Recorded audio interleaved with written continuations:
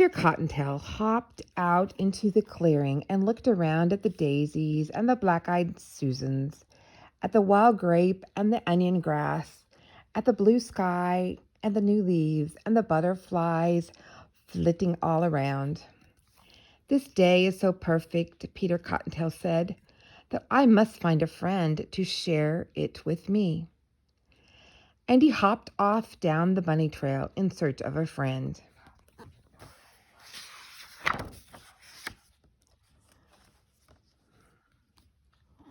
When he had been hippity-hopping down the trail for quite some time, he came upon Squire Squirrel's tall oak tree. "Squire Squirrel," Peter said, "can the squirrel kittens come out and play acorn hockey with me?"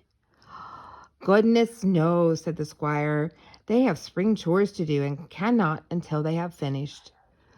"Oh," said Peter Cottontail, his ears drooping just the slightest bit. "Thank you anyway," and he hopped off slowly.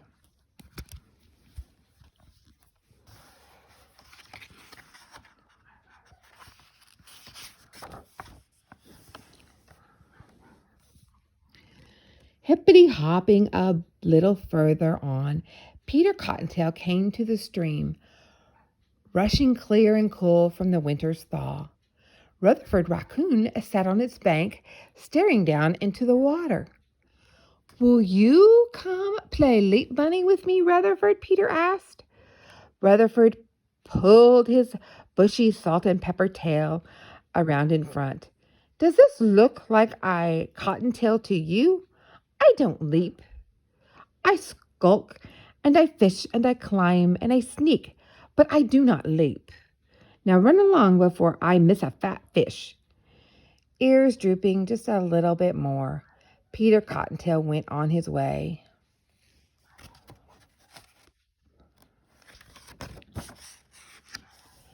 Peter Cottontail was lopping along, when he spied Professor Porcupine sitting up in a tree, nibbling away at new leaves. "Want to run a race, Professor?" Peter Cottontail asked. "I am eating, Peter Cottontail," the professor said. "Kindly remember that it makes my bristles itch to run so soon after a meal." Peter Cottontail was beginning to feel an itch all his own, a very special itch all over his body. The itch to run and leap and scamper and creep all through the spring meadows that were just on the other side of that thicket of fir trees. "If no one will play with me, I'll play by myself. If no one will run with me, I'll run by myself. For this is a perfect spring day, and my name is Peter Cottontail."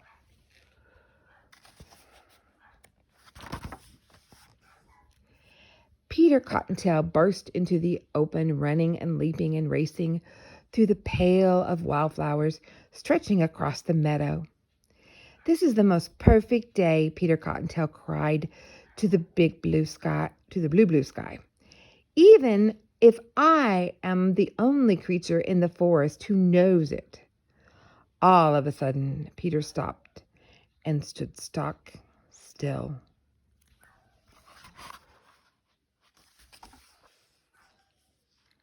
Peter Cottontail's ears and whiskers both twitched at once.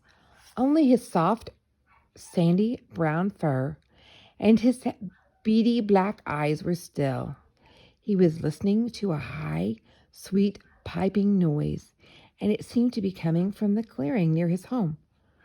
What could it be, he wondered, and he set off in the direction of the wonderful sound.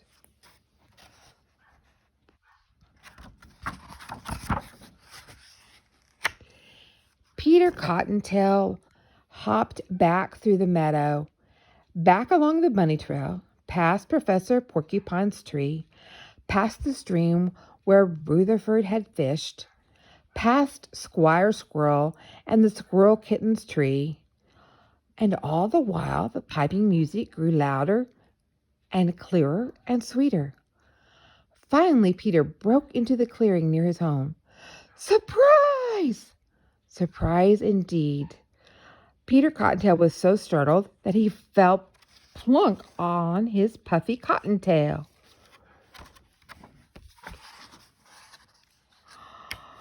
Looky there.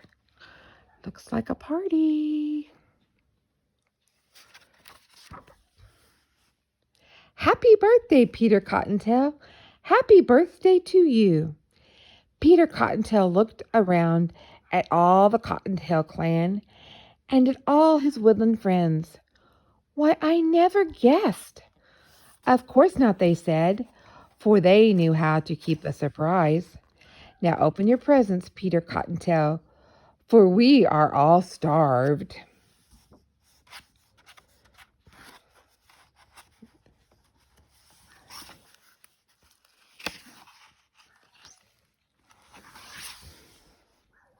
As the sky deepened and the stars came out, and the great round moon rose overhead, the animals feasted on woodland treats. Afterwards, they played games until the sky grew lighter and the moon began to sink. It's time for our Peter Cottontail to go to bed, said his mother and father. Peter Cottontail went around and hugged each of his friends and relatives and thanked them for making such a wonderful surprise party. But he saved the biggest hugs for his mother and father.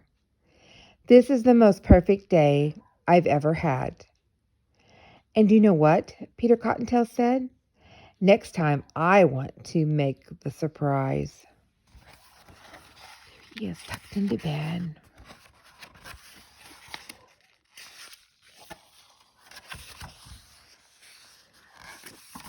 Wasn't that a pretty book?